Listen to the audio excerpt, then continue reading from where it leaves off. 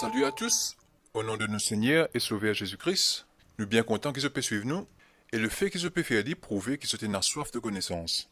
Et la connaissance est très importante, car Dieu dit dans Osée chapitre 4 verset 6, « Mon peuple est détruit parce qu'il lui manque la connaissance. » Aujourd'hui, nous pourrons adresser le deuxième point clé de ce pamphlet-là. Et sa phrase-là est très commune de nos jours, l'Internet. C'est la part qui servit pour confondre les chrétiens et qui peut servir encore et encore. Ce pamphlet-là est distribué le 25 novembre 2017, jour qu'il y a un groupe musulman qui peut faire ce dawa. Dawa qui veut dire portage l'islam et invite les non-croyants à l'islam. Quand les chrétiens font évangélisation, ils mettent Jésus devant. Ce parole, ce puissance, ce promesse, ce rôle à la droite du Père et ce rôle à la terre, etc. Mais quand ça va musulman-là, il fait ce dawa, comment ils ont trouvé? Ils ont servi le nom de Jésus pour introduire l'islam et les autres prophètes. Parce qu'ici, je viens directement avec le nom des autres prophètes, les chrétiens, pas pour prendre en compte du tout. Et moi, je trouve une seule explication et confirmation à cela. Comment la Bible enseigne nous, et la puissance dans le nom de Jésus. There is power in the name of Jesus. Le nom de Jésus lui ouvre la porte, il déplace montagne. Avec ce nom, ben, démon, il s'assied. Oui, et la puissance dans le nom de Jésus. Bien qu'il me prend l'idée d'une façon positive, mais de l'autre côté, c'est de la ruse. Et c'est là que nous, défense chrétienne de l'humoriste, rentrent en jeu. Qui fait? Éphésiens chapitre 4, verset 14. Afin que nous, les chrétiens, ne soyons plus des enfants, flottants et emportés à toute vent des doctrines, par la tromperie des hommes, par leur ruse, dans les moyens de séduction. Cela dit, laisse-nous analyser sa confession-là ensemble. Les musulmans aiment Jésus. Pour commencer, là, il est vraiment important qu'ils nous comprennent qui sont les musulmans. Là, certains gens sont capables de penser, question bête, les musulmans, c'est ceux qui ont la mosquée. Ou un autre monde capable de dire, c'est ceux qui habillent comme un musulman et qui ont la mosquée. Et la liste capable de continuer avec un tas de spéculations. Pareil comme on nous dit, qui sont les chrétiens? Certains gens sont capables de dire, c'est ceux qui ont la croix dans ce petit coup et qui ont l'église. Et un tas les autres petites choses nous capables de dire encore. Mais est-ce que l'aspect visuel définit vraiment un chrétien et un musulman? Comme dit un dicton, l'habit ne fait pas le moine. Et il y a beaucoup de monde suivant une religion à l'église ou mosquée simplement parce qu'ils sont nés là-dedans. Ils continuent à aller à cause parents, à cause conjoints, mari, femme, mais ce n'est pas vraiment même un chrétien ou musulman au fond des autres. Alors, comment nous définir un chrétien ou un musulman? C'est tout simplement la Bible et le Coran qui donnent sa définition-là. Pour les chrétiens, le mot chrétien est sorti du mot Christ. Et le Christ dit dans Jean chapitre 13, verset 34 à 35, « Je vous donne un commandement nouveau. Aimez-vous les uns les autres comme je vous ai aimé. Vous aussi aimez-vous les uns les autres. À ceux-ci, tous connaîtront que vous êtes mes disciples, si vous avez de l'amour les uns pour les autres. » Alors là, Jésus, le Christ, dit que sous les disciples, les chrétiens, le monde pourrait connaître par l'amour qu'ils ont les uns pour les autres. Et non pas par la croix qu'ils ont autour de les coups, ni la croix qu'ils ont tatouée, ni combien de fois sont à l'église. Dans 1 Jean chapitre 2 verset 5 à 6, il dit « Mais celui qui garde sa parole, l'amour de Dieu est véritablement parfait en lui. Par là nous savons que nous sommes en lui. Celui qui dit qu'il demeure en lui doit marcher aussi comme il a marché lui-même. » Bien sûr, là il ne peut pas concerne la marche physique, mais spirituelle. Pour les musulmans, le Coran dit dans le chapitre 49 verset 15, « Les vrais croyants sont seulement ceux qui croient en Allah et en son messager, qui par la suite ne doutent point et qui luttent avec leurs biens et leurs personnes dans le chemin d'Allah.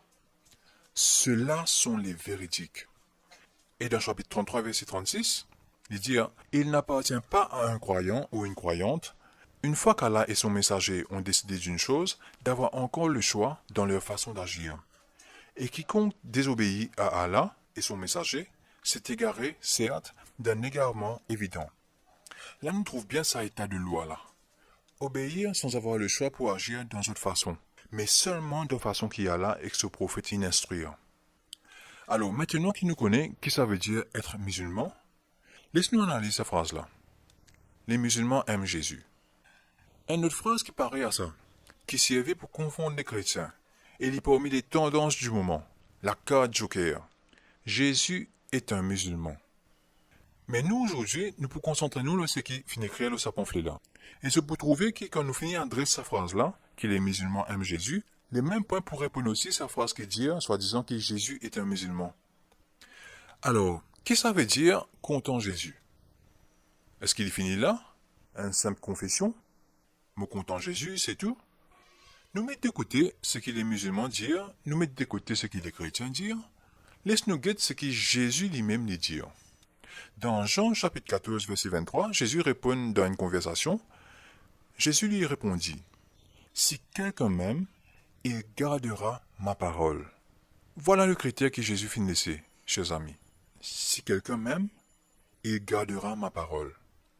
Alors, vu que ça va fait là dire que les musulmans aiment Jésus, laisse-nous guetter ces autres répondent aux critères. Laisse-nous guetter ensemble. Est-ce que les musulmans comptent Jésus, le Fils de Dieu, selon ce que Jésus proclamait lui-même dans Jean chapitre 9, verset 37? Non, parce qu'ils croient que Dieu est un garçon, c'est une abomination selon Coran chapitre 19, verset 89. Et comment nous trouver?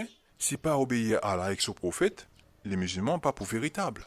Deuxièmement, est-ce que les musulmans baptisent au nom du Père, du Fils et du Saint-Esprit, comment Jésus finit enseigné dans Matthieu chapitre 28, verset 19?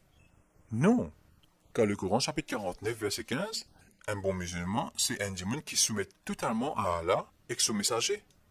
Et Allah et son messager rejettent formellement la doctrine du Père, du Fils et du Saint-Esprit.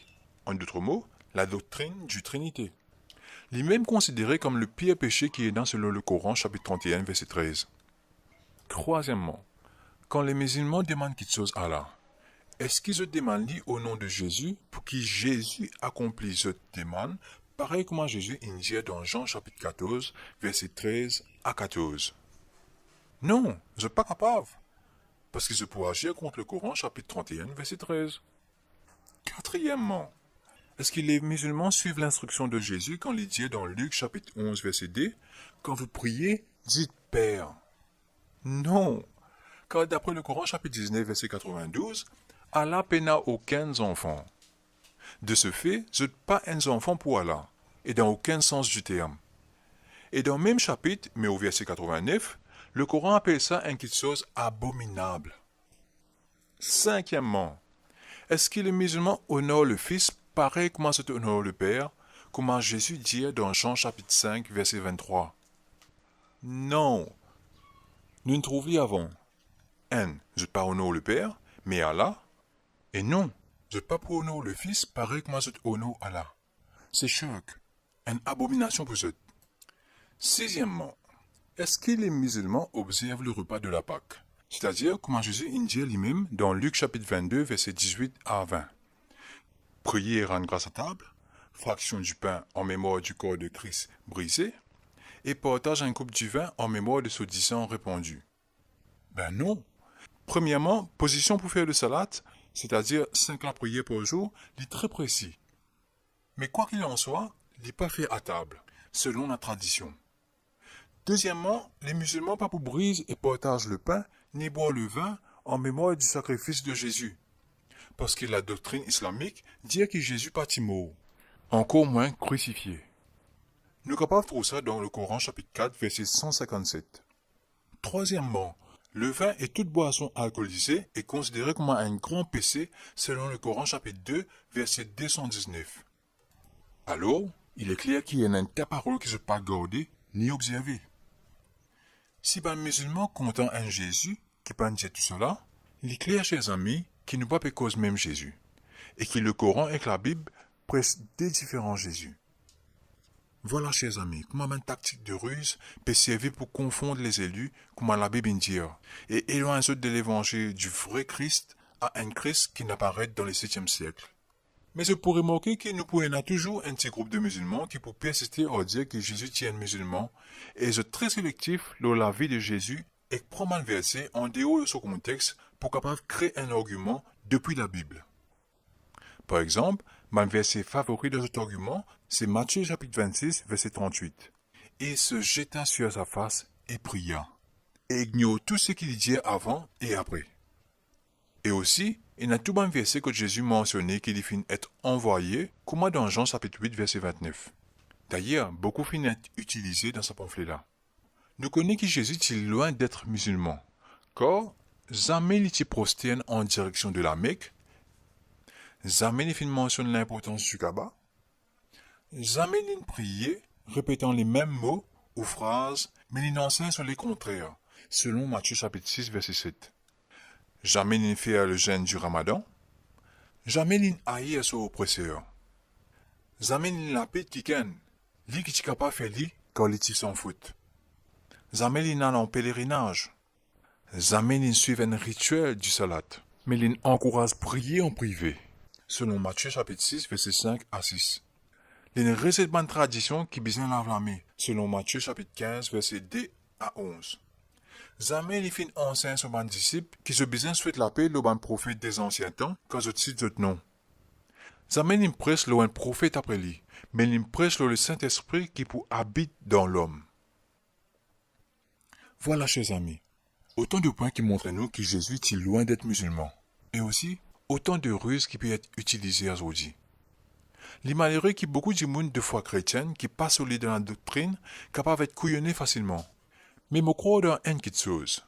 Dieu est saint et parfait. Et monsieur, tout bout d'accord dans une affaire. Dieu n'a pas besoin de Satan comme protecteur. Il est tout puissant, right? Pareil, la lumière n'a pas besoin de ténèbres comme protecteur pour protéger. Pareil, la vérité pas besoin de la mensongerie ou la tromperie comme protecteur. Et la vérité pas besoin de déformer les mensonges pour briller. Mais la mensongerie besoin de déformer la vérité pour briller. Il est aussi facile pour reconnaître le faux du vrai. Encore une fois, chers amis, vous pouvez exhorter pour investir dans l'église de demain, c'est-à-dire dans nos bandes jeunes. De nos jours, beaucoup l'église investit dans beaucoup d'affaires, dans l'audiovisuel, qui est utile. Mais rappelez-vous, frères et sœurs, tous nos bons investissements matériels les viennent si le malin peut détruire l'église de demain. Alors, investissez dans l'éducation de l'église de demain. Et me remercie le Seigneur qui nous est dans une bonne institution à Maurice. Voilà. Si vous pensez que ça est important, partagez au maximum, afin que chaque membre de vos familles, de vos bons frères et bonnes sœurs en Christ, capable d'être informés et être protégés de toutes sortes de tromperies. Souscrivez à nos canaux YouTube et continuez suivre nous, afin qu'ils soient au courant de toute tactique de ruse qui peut développer contre la chrétienté. Qui bon Dieu les bénisse.